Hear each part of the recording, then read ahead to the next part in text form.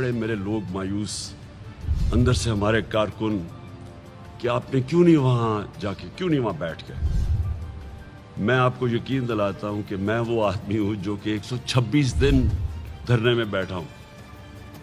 मेरे लिए इतना देर बैठना, जितनी देर ये घुटने टेकती है गवर्नमेंट, मेरे लिए क्या मुश्किल था। लेकिन मुझे जब तक मैं वहाँ पहुँचा, मुझे पूरी तरह इल्म हो गया कि अब हालात किस तरफ जा रहे हैं। और मैं ये चाहता हूँ मेरी कौम गौर से सुने, अगर मुझे अपने मुल्क की फिक्र ना होती, अगर मुझे मेरे भी बाहर पैसे पड़े होते और जायदादें पड़ी होती और डॉलर्स पड़े होते और ऑफशोर अकाउंट्स होते और महलों में मैं रह रहा होता और मेरे बेटे भी बड़े बड़े ये अरबों रुपए की प्रॉपर्टीज में रह रहे होते, जिस तरह इनके 2 खानदानों की सारी पैसे बाहर पड़े हैं, मुझे भी शायद फिक्र ना होती अपने मुल्क की। क्योंकि मुझे पता था उस दिन रात को खून खराबा होने लगा था। लोग हमारे तैयार हो गए थे, आम लोग तैयार हो गए थे, जिन्होंने वो दहशतगर्दी देखी जो पुलिस के जरिए करवाई गई और जो जुल्म किया गया, सब लोग तैयार हो गए थे लड़ने के लिए उस दिन रात। हमारे लोग कई इतने गुस्से में थे जो उन्होंने वो तमाशे देखे हैं जिस तरह पुलिस ने उनसे किया है, और हर जगह पुलिस ने किया। जो लोग पुलिस की मार खा के वहां तक पहुंचे, जिन्होंने उमर यूब की हाल देखा, जो वो हमारे साथ जब कंटेनर में आया, वो जाके पुलिस को समझा रहा था और उन्होंने जो उससे तशद्दुद किया, ये भी नहीं देखा कि एक मिनिस्टर है, कोई मुजरिम नहीं है, ये इंस्ट्रक्शंस दी हुई थी पुलिस को जुल्म करने के लिए। तो जो गुस्सा था उस वक्त, मैं उस दिन शाम को बैठ जाता, मैं आपको सबको गारंटी करता हूं कि उस दिन खून खराबा होना था।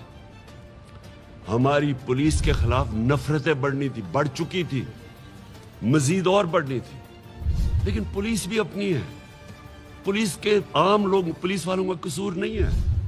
ये ऊपर जो इन्होंने बैठाए हुए थे मुजरिम, और ये जो गुल्लू बट बैठाए हुए थे, और जो पीछे से ये यजीद, मैं फिर से कहता हूं, ये यजीद के वो मानने वाले हैं जिन्होंने उनको आगे कर रहे थे कि कह रहे थे जुल्म करो। अगर वहां खून खराबा हो जाता, मुल्क में इंतशार बढ़ना था, मुल्क के आगे मायशत का जो हालात है वो आप उसके बाद में बात करूंगा, उसके ऊपर ये इंतशार शुरू हो जाता, ये मेरे मुल्क का नुकसान था।